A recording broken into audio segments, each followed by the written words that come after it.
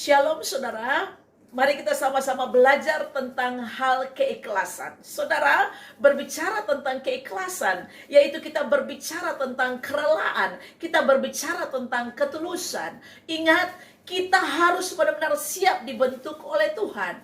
Ingat baik-baik, kita tidak bisa memaksakan orang lain untuk tidak menyakiti hati kita. Kita juga tidak bisa memaksakan orang lain untuk tidak menjatuhkan kita. Kita juga tidak bisa memaksakan orang lain untuk tidak berbicara tentang kita. Tetapi ingat baik-baik, kita harus bisa memaksakan hati kita untuk bisa mengampuni orang lain. Saudara, firman Tuhan mengajarkan kepada kita bagaimana sebuah bejana yang siap dipakai, dipandang oleh banyak orang itu sangat indah. Tetapi kita perhatikan bagaimana awalnya cara untuk membentuk menjadi sebuah bejana yang indah, yaitu terbuat dari tanah liat.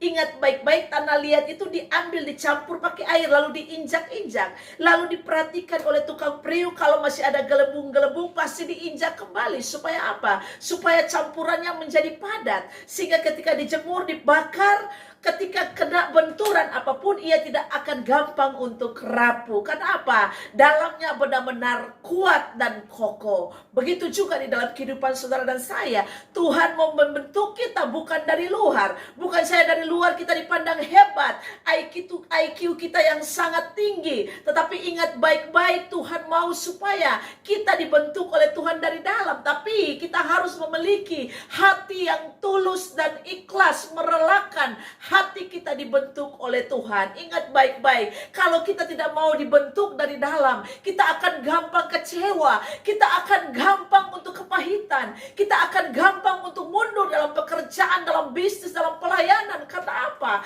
Karena kita benar-benar hati kita tidak siap dibentuk oleh Tuhan. Oleh sebab itu, ingat baik-baik, gaya hidup kita, yaitu gaya hidup yang siap hati kita dibentuk oleh Tuhan. Karena apa saudara? Apapun yang terjadi dalam kehidupan saudara dan saya, kalau kita memiliki hati yang ikhlas, maka kita akan benar-benar mengerti akan hati Tuhan. Semua apapun yang terjadi di dalam kehidupan saudara dan saya, itu semuanya mendatangkan kebaikan daripada Tuhan. Haleluya. Kita perhatikan seorang yang bernama Timotius, didapati bahwa ia memiliki iman yang tulus, ikhlas dan setia kepada Tuhan. Berbicara tentang iman yang tulus, yang ikhlas dan setia, yaitu berbicara iman yang tidak dicampur adukan dengan kekecewaan, dengan kekhawatiran, dengan ketakutan, dengan ketidakketahuan tentang Allah. Tetapi berbicara tentang iman yang murni, yang tulus dan ikhlas. Di dalamnya tidak ada yang namanya kemunafikan. Karena iman yang tulus, yang ikhlas, itu iman yang lahir dari ketaatan, iman yang lahir dari kedekatan kita dengan Tuhan. Supaya apa? Supaya bukan kita pakai kehidupan kita untuk hanya menyombongkan diri kita saja, supaya dipandang orang hebat. Tidak. Ketika kita memiliki iman yang tulus dan ikhlas, maka apapun tantangan, sehebat apapun persoalan, kita tetap akan ikhlas, kita akan tetap setia menerima apapun itu. Karena kita percaya semua apapun yang terjadi di dalam kehidupan saudara dan saya, semuanya mendatangkan kebaikan daripada Tuhan. Haleluya. Saudara, mari kita sama-sama belajar bagaimana Yosua, ia mengumpulkan bangsanya kembali. Dan ia mengevaluasi bagaimanakah, apakah bangsanya masih tetap beribadah kepada Tuhan. Ingat baik-baik Yosua, kita dapati bahwa ia memiliki hati yang ikhlas, yang tulus, yang setia, tetap beribadah kepada Tuhan. Ia mau mengumpulkan rakyatnya, ia mau mengevaluasi kembali, ia mau menceritakan akan kebaikan Tuhan selama ini dari nenek moyang mereka sampai membawa mereka masuk ke tanah perjanjian. Bagaimana penyertaan Tuhan yang luar biasa, bagaimana Tuhan harus membelah laut Teberau, itu suatu hal mujizat yang luar biasa.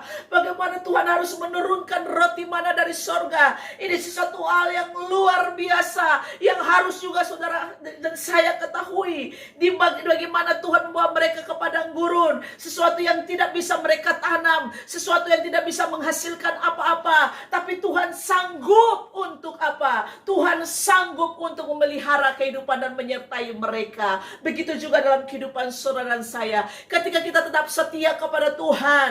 Firman Tuhan tetap kita mau berjuang untuk melakukan. Ingat baik-baik, orang yang hidup dalam kebenaran, Tuhan selalu ada penyertaan yang luar biasa di dalam kehidupan saudara dan saya. Kita tidak akan pernah takut. Anak cucu kita, firman Tuhan katakan, tidak akan meminta-minta roti. Karena apa? Karena kita melihat bagaimana kita melatih seperti yang Yosua lakukan. Ia tetap melatih, hatinya tetap setia beribadah kepada Tuhan. Ia katakan walaupun seisi bangsanya tidak lagi beribadah kepada Tuhan, tidak lagi menyembah akan Tuhan, tetapi ia katakan ia dan seisi rumahnya tetap setia beribadah kepada Tuhan. Karena apa saudara? Ibadah mengandung janji. Bukan yang kita tabur di dunia ini saja, tapi membawa kepada kekekalan kehidupan kita yang kekal. Kayak kita menabur kebaikan, kita menabur suatu hal yang berjuang sesuai dengan kebenaran firman Tuhan, yaitu hati kita tetap ikhlas dibentuk oleh Tuhan. Gaya hidup kita adalah gaya hidup yang mengampuni. Karena firman Tuhan katakan, kalau engkau tidak mengampuni, Bapa di sorga pun tidak akan mengampuni. Upah dosa ialah maut. Kita mati sudah pasti kita tidak akan bersama dalam Dia dalam kerajaan sorga. Oleh sebab itu saudara, kita harus benar-benar berjuang melakukan kebenaran firman Tuhan. Hati kita harus tetap ikhlas. Ingat baik-baik, apapun yang terjadi di dunia ini, kita perhatikan Ayub. Ia ikhlas dalam menerima segala ujian yang Tuhan berikan kepada dia. Ketika harta kekayaannya diambil oleh Tuhan, ia tetap ikhlas menerimanya. Ketika anak-anaknya dalam satu hari diambil oleh Tuhan, ia tetap ikhlas menerimanya. Ia katakan, terpujilah nama Tuhan.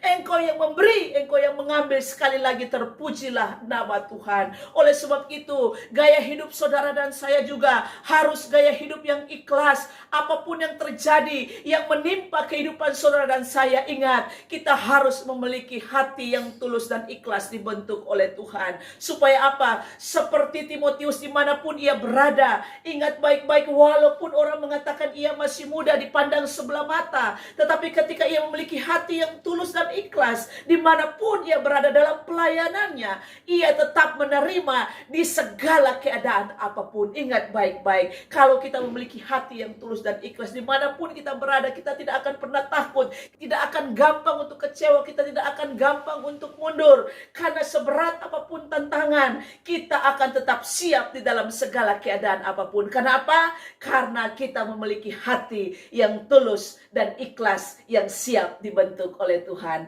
Biarlah pelajaran tentang keikhlasan itu menjadi bagian dalam kehidupan saudara dan saya, sehingga ketika ia datang yang kedua kali, ia mendapati iman-iman yang setia kepada Tuhan. Tuhan Yesus memberkati kita. Shalom.